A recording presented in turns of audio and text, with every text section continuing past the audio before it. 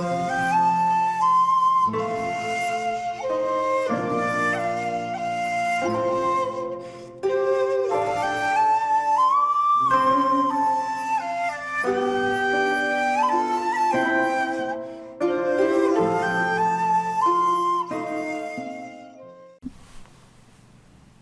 there, this is Solitary Ronan from Solitary Ronan Films, and welcome to our episode of Double Take. Today we're talking about people who have lost their face. So we're going to talk about 1960s Les Yeux sans Visage, or Eyes Without a Face, from Georges Franjau, and Hiroshi Teshigahara's The Face of Another from 1966. Now, both of these films have quite a lot in common. They're both black and white. One from France, one from Japan, so they're both countries. They're both about surgeons wanting to push the envelope of science. They are both poetic films. One, Les Yeux sans Visage, a much more classical poetry. The Face of Another, far more postmodernist, new wave Japanese poetry. But they're both very poetic films. But we'll start with 1960 and Les Yeux sans Visage. This is the new 4K from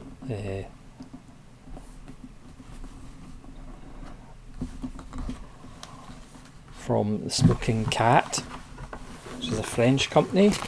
This lovely box. Now this doesn't have English subtitles.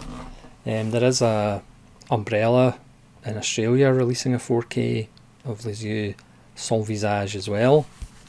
It's just because I've seen the film so many times, and because it really is visual poetry. Not to say the words don't matter, the dialogue doesn't matter, but if you've seen the film so many times, not having English subtitles, and as I have a smattering of French, it's not really that big a deal. You pretty much get the whole scenario in storyboard form almost. And some beautiful images in this lovely big book. And then you get new artwork. And then there's the 4K, and there's a Blu-ray and a DVD. The DVD has 6 Georges Franjau shorts, which are more kind of around Paris and such, which are actually rather enjoyable. And then you have the case, and inside you have the 4K, the Blu-ray, and the DVD with the shorts on it. And that's just the back image. So I think this is the more widely seen film of the two. Again, I should have really watched The Face of Another a long time ago, but bizarrely it's not on Blu-ray. The DVD I held up is a Eureka Masters of Cinema, but it's out of print. But I mean, everybody should really know Les Yeux sans Visage. I think I must have seen it again late night in BBC Two, as quite a lot of my experience of foreign films were. Probably 35 years ago, maybe 30 years ago, something like that. And it just blew me away. Again, Pierre Brasseur stars as a plastic surgeon who's in an automobile accident with his daughter, played by Edith Scobe, and she loses her face, and out of the guilt of that, Brasseur, aided by his assistant, the wonderful Lida Valley,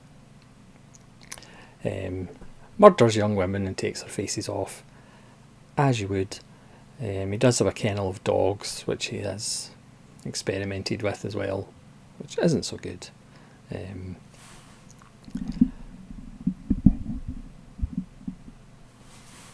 But it's just such a tremendous, wonderful film. It's deliberately paced. It's almost trance-inducing. There's lots of shots of people going through doors upstairs, going through doors, closing doors, opening doors, going through stairs, going through doors, up and down stairs. It's very deliberate, trance-like, and again very poetic, especially the last 10 minutes or so. Obviously Franjow had a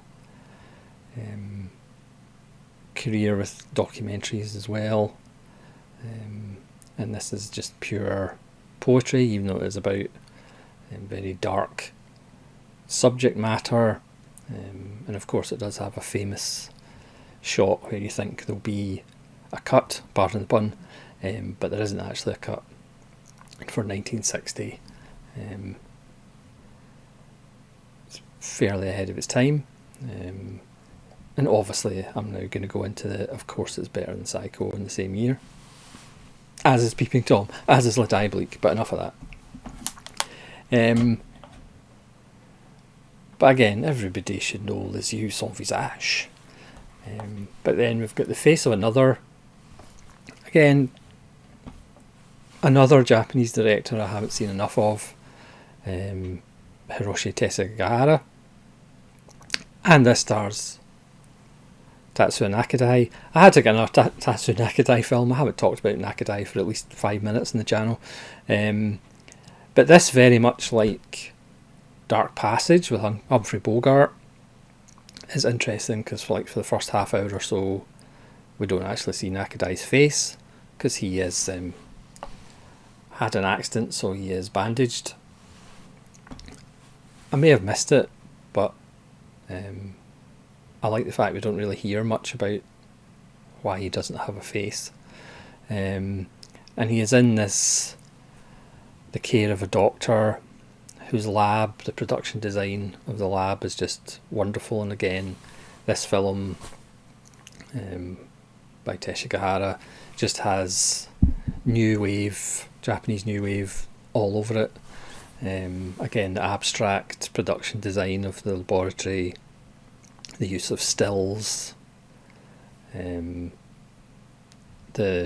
juxtaposition of images, compositions, horizontal, vertical movement on the camera. It's not classical Japanese cinema. There's definitely an edge to it, and again it really has an atmosphere of its own, and it is very poetic as well, but as I said, for different reasons than Les Yeux, Son Visage. So again, for Nakadai, it is a bit of a different performance again, just showing how versatile he can be, because again, for 30-40 minutes it's only his eyes and his voice, and then the doctor and Nakadai offer 10,000 yen for somebody to have a cast of their face so they can make a mask for Nakadai. Again, film is about identity. In Les Yeux, Son Visage, Edith Scobe isn't really that much of a focus of the film. It's more from Pierre Brasseur's angle, really. Edith Scobe's not that vocal in the film, whereas this is all about Nakadai's character. But it's also about the masks that we wear ourselves to protect ourselves. And once Nakadai gets his quote-unquote new face, his character changes as well. He tries tricking people who have seen him with bandages and then see him with his new face. But one person can spot that it's actually him. Well, two really, but again, there's a confidence that you get if you're wearing a mask or somebody else's face, and that's really what the film is about. It starts with a tank of body parts, so again it's a nice play on Frankenstein, because we can't think of body parts without thinking about Frankenstein. But again, the production design, the almost avant-garde production design of the doctor's laboratory is just absolutely wonderful. There's another parallel story of a woman who one side of her face is pretty and the other side is pretty badly burned or disfigured, and her relationship with the world, any kind of joy she gets, even simple joy like throwing a ball back to a little child, and then the little child turns around and calls her a monster. Because we do judge people's faces, whether we like it or not. That's the first thing you see. And her story certainly goes to darker places as well, which I won't discuss. I mean, you could argue, is Nakadai's character a likeable person or not? That remains to be seen. But again, when you have an actor like Nakadai and the character, the way he's written, it's compelling without necessarily being your favourite person in the world. And obviously there's reasons. If you lose your face, I'm sure that affects your personality somewhat and how you treat people. You also have Nakadai's wife, who plays an important role in the film as well.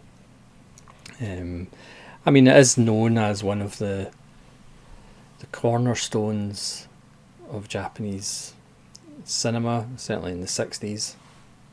And again, it has taken me a long time to get around to it, because bizarrely Tashigahara films aren't that available in Blu-ray. I know the Criterion has Antonio Gaudi, which is a documentary about the architect, but How the Face of Another isn't. Again, it might be on Blu-ray and I'm just missing it. It seems a little bit odd to me. The real joy of this Eureka Master Cinema DVD, which is spine number 6, is the fact it's got a Tony Raines commentary. Now, Tony Raines does a lot of, obviously, to camera pieces. As he always says, I'll give you a brief history, and then goes on for 25 minutes. But this is one of the rare films that I have that's got a full-length Tony Raines commentary, which I haven't listened to, but I'm excited to watch the film again and listen to it to get 124 minutes of Tony Raines. Again, we do get a piece on Toru Takemitsu, who's one of the most famous Japanese film composers. We get a profile of Teshigahara as well. He was born in 1927 and died in 2001. And we also get a profile of Kobe Abe, who wrote the script. And we also get the lyrics of the song that is sung during the film, which is nice. So I would highly recommend The Face of Another.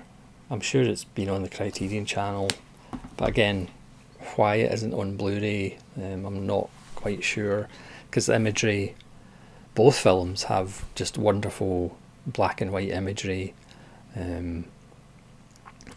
Again, both poetic films, but in different ways.